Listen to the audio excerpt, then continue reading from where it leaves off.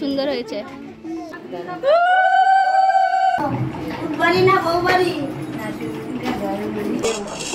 আওয়াজ তো হবেই। ওই ছেলেটা হচ্ছে বড়। হ্যালো এভরিওয়ান, কেমন আছো সবাই? আশা করছি সবাই খুব ভালো আছো, আর আমিও ভীষণ ভালো আছি। আমার নতুন আরও একটি ব্লগে তোমাদের সকলকে জানাই অনেক অনেক স্বাগত। তো এখন প্রায় বাজে 10:30 মতো, আর আজকে হচ্ছে বুধবার, আর আমরা চলে এসেছি মাসি বাড়ি। তো আর বউ কিন্তু চলে এসেছে একদম সকাল 6টার মধ্যে। তো এখন এখানে করা হচ্ছে বিয়ের প্যান্ডেল, বিয়ে না বউ ভাতের প্যান্ডেল। আর এখানে আমরা সবাই বসে আছি, মানে আমি, মামি, দিদি, আরও অনেক লোকজন সবাই মিলে বসে আছি। তো চলো দেখতে থাকো আজকের ব্লগটা, আশা করছি তোমাদের ভালো লাগবে। দুপুরবেলা হঠাৎ করে মনে হলো যে চল, দিদিকে বললাম যে চল একটু গঙ্গার ধার থেকে ঘুরে আসি। আর এখানে এসে দেখি এই গঙ্গার ধারটা না পুরো অন্যরকম হয়ে গেছে। মানে আমরা যখন ছোট ছিলাম তখন একরকম ছিল, আর এখন আরেক রকম হয়ে গেছে। আর দেখো, এটা গঙ্গা নদী না, এটা হচ্ছে জলঙ্গি নদী। আর নদীর ওপাশ থেকে না মায়াপুরের সেই বড় মন্দিরটা কিন্তু দেখা যাচ্ছে। আর এই গঙ্গাতে আগে স্নান করা হতো, কিন্তু এখন আর স্নান টান মনে হয় করা হয় না। তো যাই হোক, আর এখানে খুব সুন্দর একটা শীতলা আর কালী মায়ের মন্দিরও ছিল। আর এই মন্দিরটা আগে ছিল না, এখানে আগে এমনি পুজো করা হতো, আর এখন আবার একটা মন্দিরও বানিয়ে দিয়েছে। তো গঙ্গার ধার থেকে ঘুরে এসে খাওয়া দাওয়া করার পরে চলে এসেছি একটা পাশের একটা মামা বাড়িতে, বউকে রাখা হয়েছিল, তো সেইখানে চলে এসেছি। আর যদিও এর আগে একবার এসে বউকে দেখে গেছি, ভাইয়ের বউকে। আর তারপরে হচ্ছে এখন বাজে প্রায় সন্ধে 6টা মতো। যেহেতু ও অনেক সকালে এসেছিল, তাই ওকে না মাসির বাড়িতে তোলা হয়নি, ওকে পাশের একটা মামা বাড়িতে রাখা হয়েছিল। তো ওকে এখন আমি একটু সাজিয়ে গুছিয়ে তারপরে নিয়ে আসলাম মাসির বাড়িতে। এখন ওকে বরণ করে তোলা হবে। তো এখন আমি ভাইকে মালাগুলো পরিয়ে দিচ্ছিলাম। আর জানো তো, ভাইয়ের মালাটা যাও একটু ঠিক আছে, এই গরমে না বউয়ের মালাটা পুরো শুকিয়ে গেছে একদম। তো ভাবছিলাম যে ভাইয়ের দুটো মালার ওখান থেকে একটা বউকে পরিয়ে দেব, কিন্তু কিছুতেই এমন গিট পাকিয়ে গেছে যে খুলতেই পারছিলাম না। তো যাই হোক, এখন মাসি হচ্ছে কিছু মানে ওদেরকে বরণ করে তারপরে কিছু নিয়মকানুন আছে সেগুলো করবে। তো তোমরা দেখতে থাকো ভিডিওটা।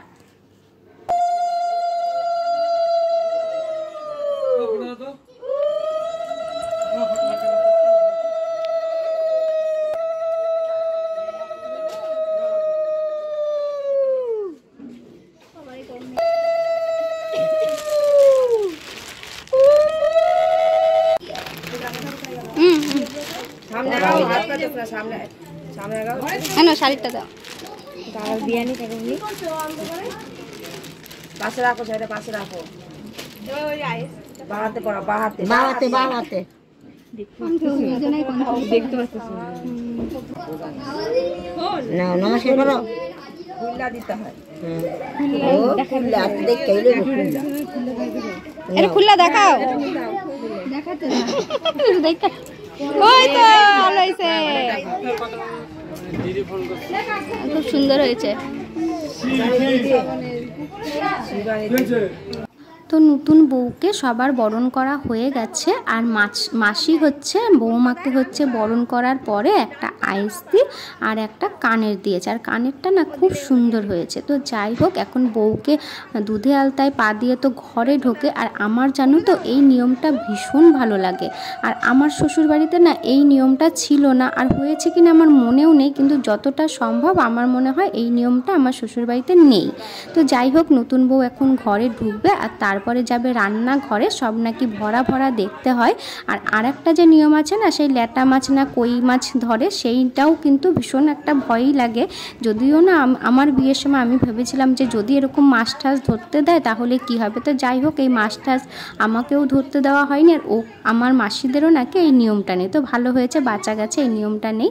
তো যাই হোক, আর অন্য যা যা নিয়ম আছে সেগুলো এখন করা হবে। আর তারপরে হচ্ছে ওদের চাল খেলা, যেটা বলে চাল করি, সেইগুলো খেলা হবে।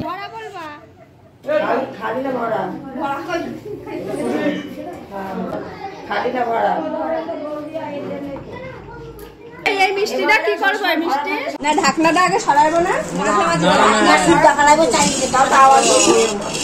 আওয়াজ তো হবেই।